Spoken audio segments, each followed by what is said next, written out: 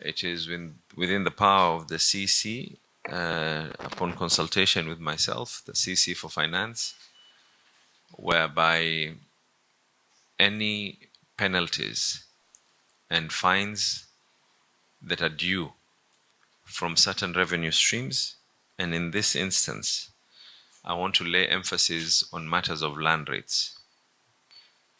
We have made a decision that for the next 45 days, commencing yesterday, 1st of April, for the next 45 days, there will be a total 100% waiver on all interest and penalties, so that people can be able to be part and parcel of ensuring that they meet their obligations. The county government of Mombasa has no intention of surcharging people for purposes of late payments. However, the law is very, very clear, and there's a limitation on how much we can be able to hold without revenue being able to come in. So I'm asking everyone to take advantage of this from 1st of April. For the next 45 days, we'll be having a waiver on the penalties and interest on all matters to do with land rates.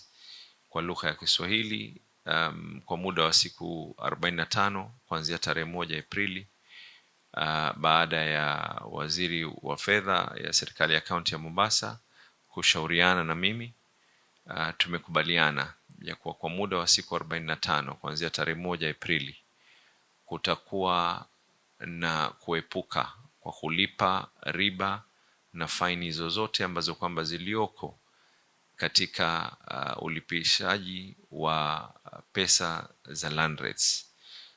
Land rates ni jambo ambalo kwamba ni sheria. Kuna sheria ambayo kwamba pia imewekwa tangu mwaka jana kuhusiana na vikwazo ambavyo kwamba vinaweza kuwekwa na serikali ya county ikiwa mtu ameamua hataki kulipa land rates. Niombe tu, tunaelewa ya kuwa uchumi unaweza kuwa ni mbaya, ndio maana tumeweza kufanya ujumbe huu na tumeweza kuweka mwelekeo huu.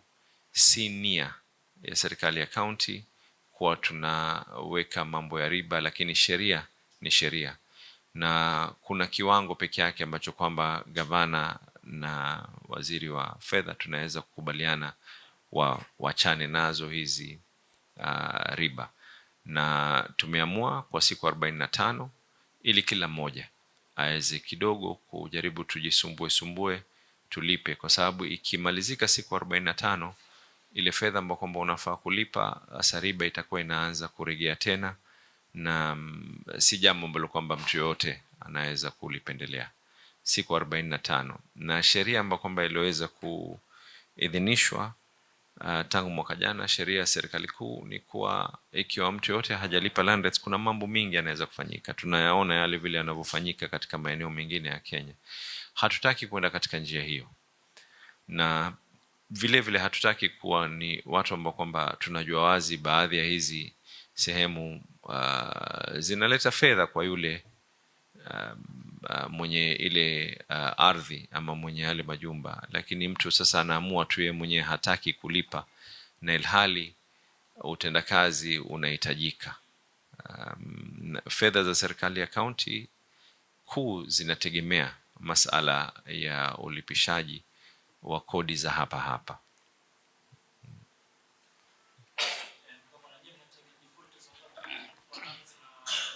Ni wengi, hata sasa hivi tuko na mpangilio kuweza kufanya.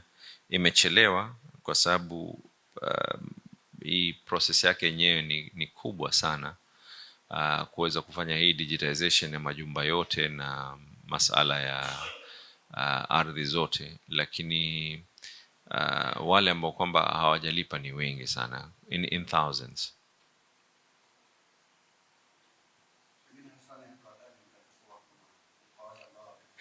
Tusifike hapo, lakini nimeweza kuelezea ya kwa sheria ina njia nyingi sheria, na ningeomba tusifike hapo. Kando na kuwa utalipa sasa, itabidi ulipe tena pamoja na ile riba na ile penalty. Kando na hiyo, sheria iko na njia nyingi, na naomba tusifike kiwango hicho, kwa sababu sheria inakubali pia serikali ya county sasa hata ile kodi ambayo kwamba ilikuwa wewe unakusanya kodi pale, inakubali ya kwa sasa ile kodi yote inafaa kurejea kwa county paka deni liweze kulipwa. Kuna sheria ya kwa ikiwa umeamua tu utaka kulipa mwaka nenda mwaka rudi to auction properties. Kuna sheria pia vile vile kulock ama kuclamp those properties.